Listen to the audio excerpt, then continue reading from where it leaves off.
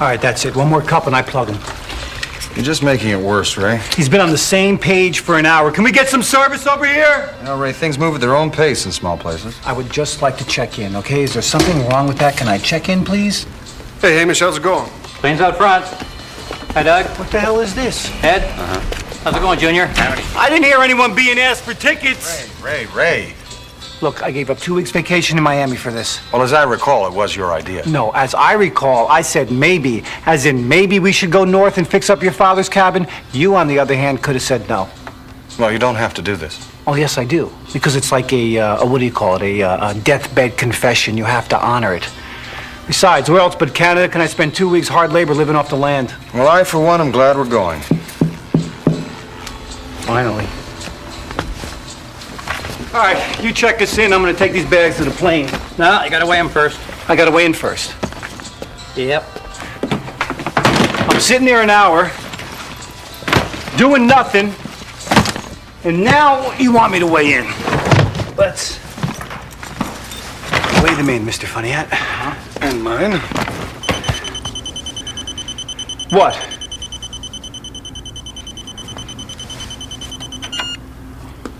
So they're a little over. Big deal.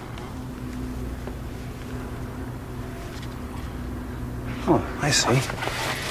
I see. Here you go. How much? Oh, you're American, eh? From Chicago. Yeah, right. Well, you're gonna have to leave some of these behind, boys. Fine.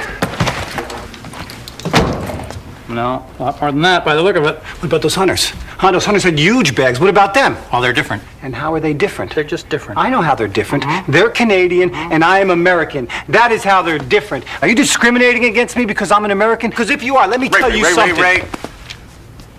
Excuse me, sir. I wonder if you could just check the manifest and see if this extra weight might not be permissible within the maximum payload. All right, I'll see what I can do. Thank you kindly.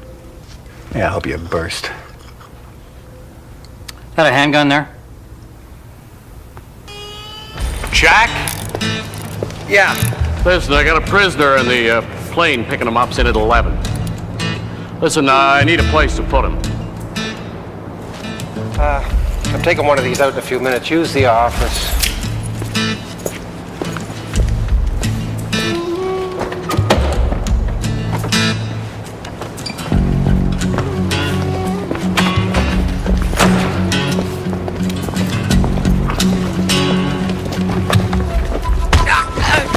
I'm not apologizing. Fine. It is strictly prohibited to carry a weapon on aircraft, Fine. particularly one not licensed for use in this country. And who told me it was unlicensed, Fraser, huh? Who? I'm still not apologizing. Fine. We're going now. We're leaving. We will not return.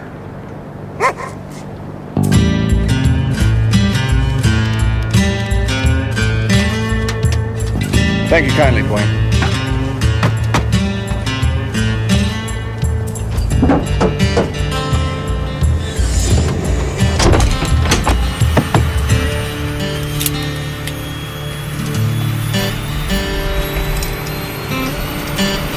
Yep.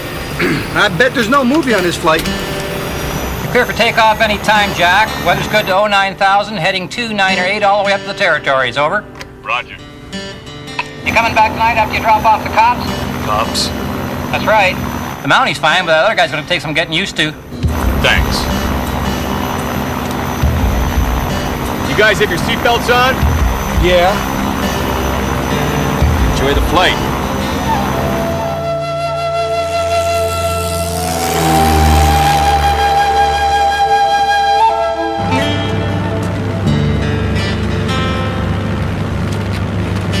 Hey, Benny. How long did you say this flight was anyway? 4 hours. Okay, so where's the John? Great.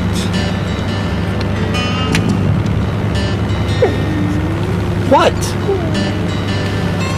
Don't you think it's a little early? Okay, fine. Fine.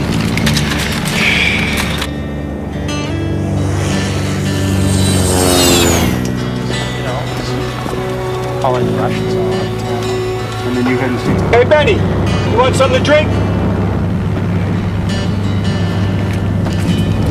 Here's your peanuts. Don't bug me.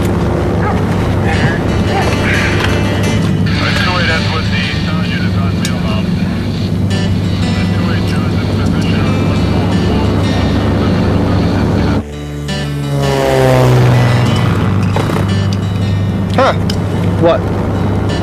Nothing.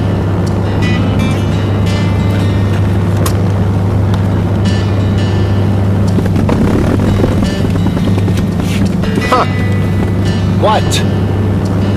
Oh, it's nothing. It's probably nothing.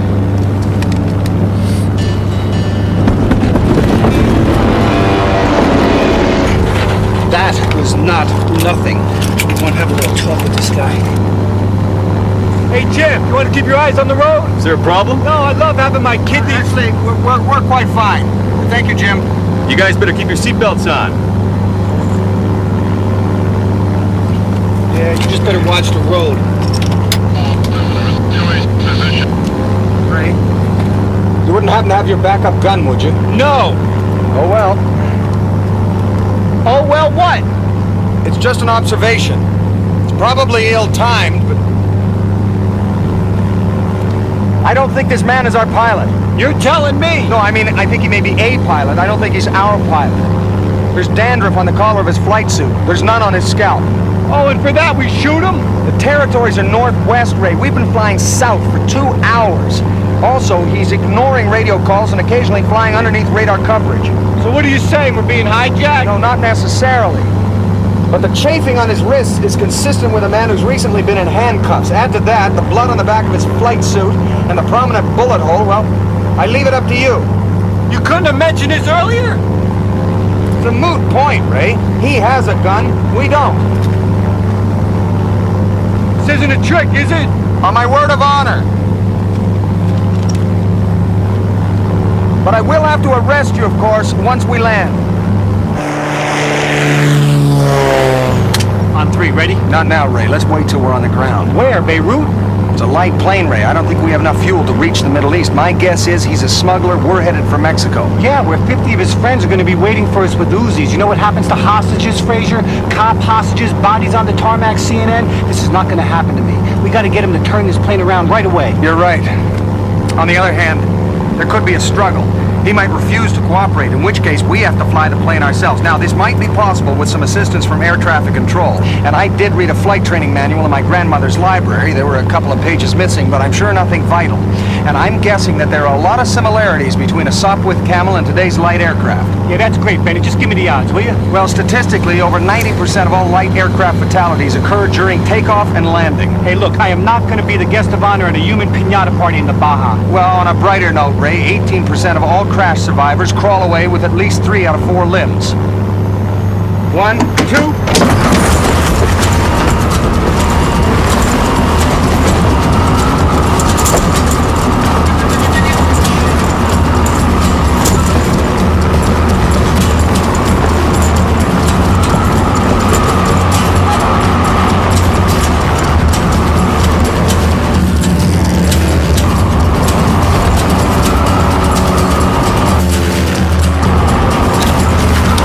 Hey, yo! It's Rocket!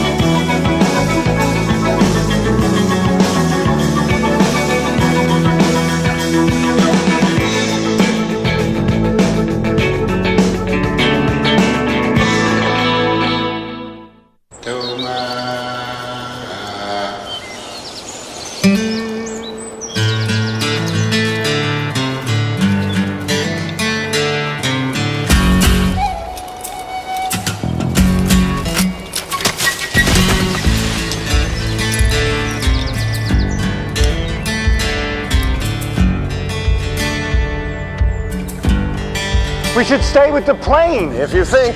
This is insane. You're dragging us through hundreds of miles of wilderness heading God knows where. Ray, the man is a vicious murderer. He killed the pilot, undoubtedly killed his police escort, and he attempted to kill us. Which is why we should go back to the plane and wait for reinforcements to come. The emergency equipment, the ELT, and the radio were all destroyed in the crash. The plane's under cover of trees. It'll never be found. Now, on the way down, I noticed a river. There's bound to be a road that crosses it. Undoubtedly, the hijacker saw it as well. That's where he'll head. If we move hard, drive fast, we should be able to intercept him before nightfall. Any questions? Yes. How far do you think you're going to get with that gash on your head? Oh, Ray, head wounds always look worse than they actually are. Can you give me a reading, please? It's your compass. You read it. I can't. Well, neither can I. Well, you'll have to, Ray. Why? I'm blind. You're blind? Apparently. You're really blind? As a bat. Well, why didn't you say something? No point in making a bad situation worse. Worse, Fraser. You can't see. Come on, we're going back to the plane. Well, Ray, I still have 4 senses intact. You can't see! Ray, I'm blind. I'm not deaf. Now, I've spent my entire life in the North Woods tracking criminals. I have a natural advantage here. There isn't a thing in this forest I can't hear, taste, touch, smell, feel. It's a finely tuned ability gained from years of experience. So, if you will just stand aside, I'll be on my way. That was a treat. Yes, it was. A white ash. Fraxinus americana, to be exact. Shall we?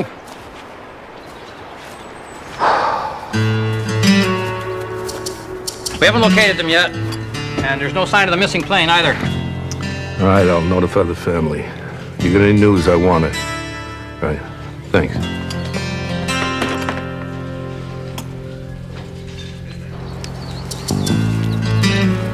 Any sign of the hijacker? No. Right soon we should start to come to a river valley. The trees will thin out, the floor will become more low-lying. Willow, sea buckthorn possibly, infant cottonwood. That's supposed to mean something to me. Trees, Ray, only shorter. Ah. Now, the river valley should be right about here. Tell me what you see, Ray. Well, I see trees. Good, good. Describe them. Green, mostly. Very good. And the river? Well, I'm gonna bet that it's just over the next hill. Perfect. Onward. No, not a good idea. Okay, not a good idea. Just wait here for me, all right? Okay, I say westward ho, Ethan Edwards. Hand on shoulder. I can feel the sun on the left side of my nose.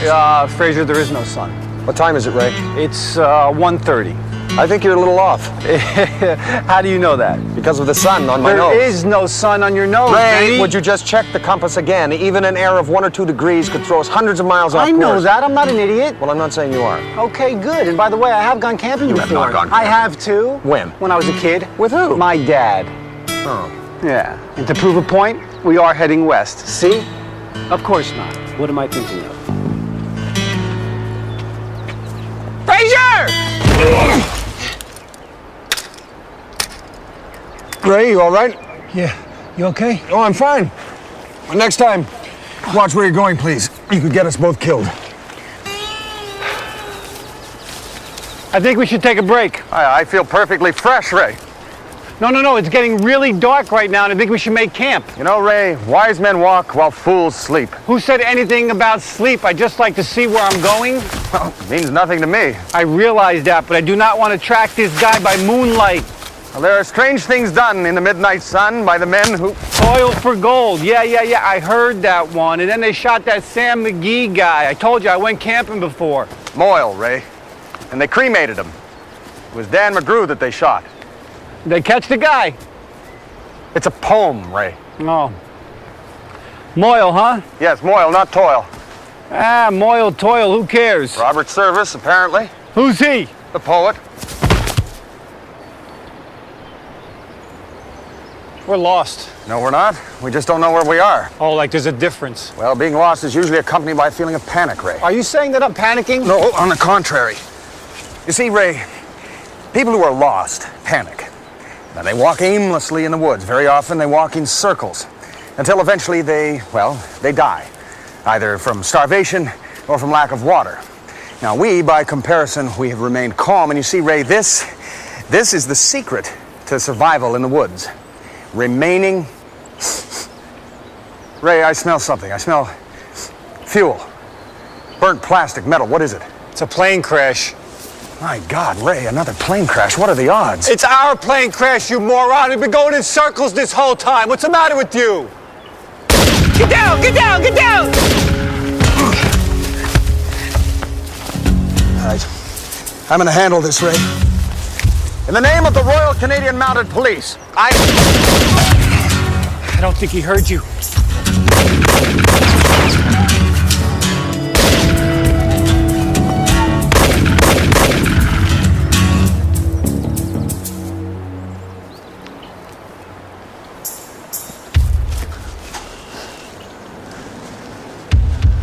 Good shooting, Ray.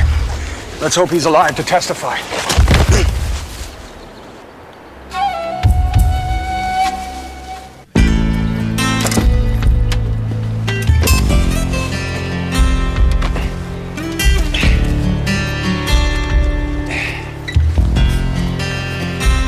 Okay.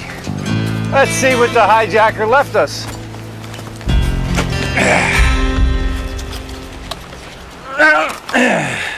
Tube of toothpaste.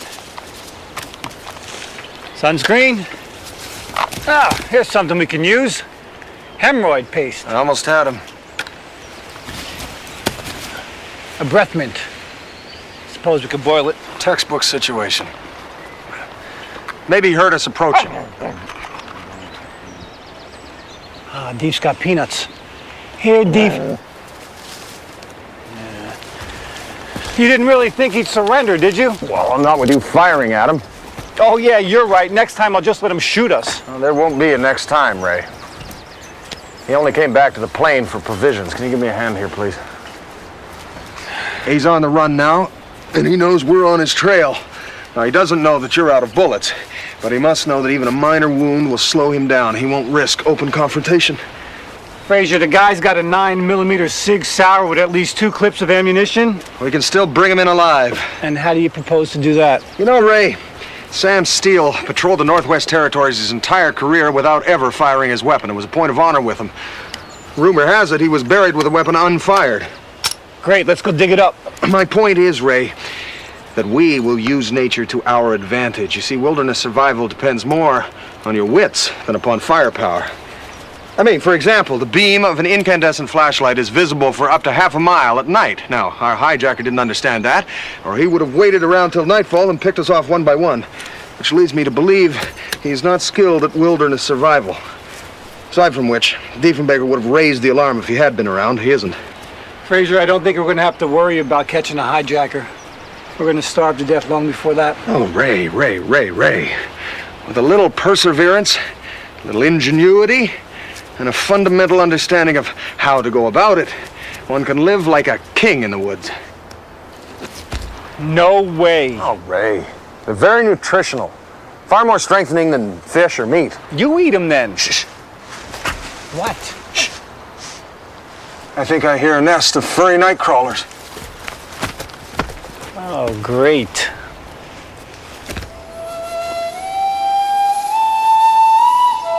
Ready?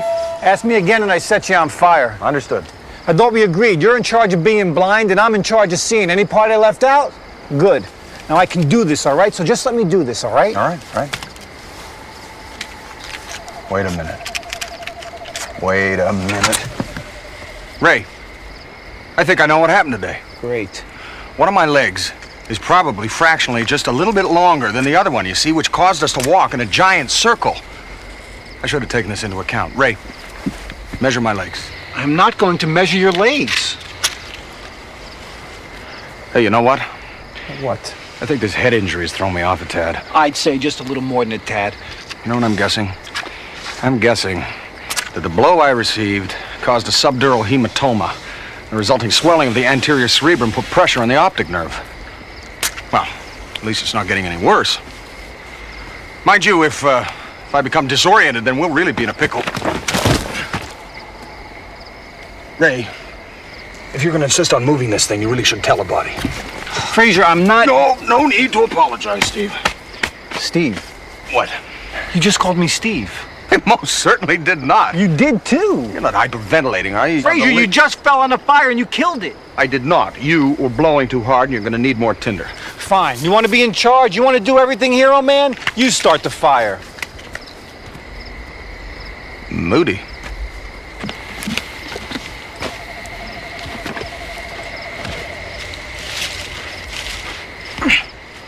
You're never going to teach him how to start a fire that way. Well, I believe he thinks we're going to die out here. Not without justification. That's right. You got yourself into one hell of a predicament, son. Well, it's hardly my making, now is it? Grubs. Could have reversed the choke settings. What? You could have reversed the choke settings and the engines would have started. Well, why didn't you tell me that? Well, you've always hated when I interfere. Interfere? All right. You're going to have to move fast and drive hard if you're going to bring this man in. Alive. Now, for all we know, he's left a trail of bodies from here to the circle. Hunters, miners, sodbusters. Dad. Poachers, claim stakers. Dad. A whole canoe full of courier de bois. Dad, I don't know if it's escaped your attention, but only very recently. I received a massive blow to my head. Yeah, well, you still got a few good hours left in you. Go get him. What?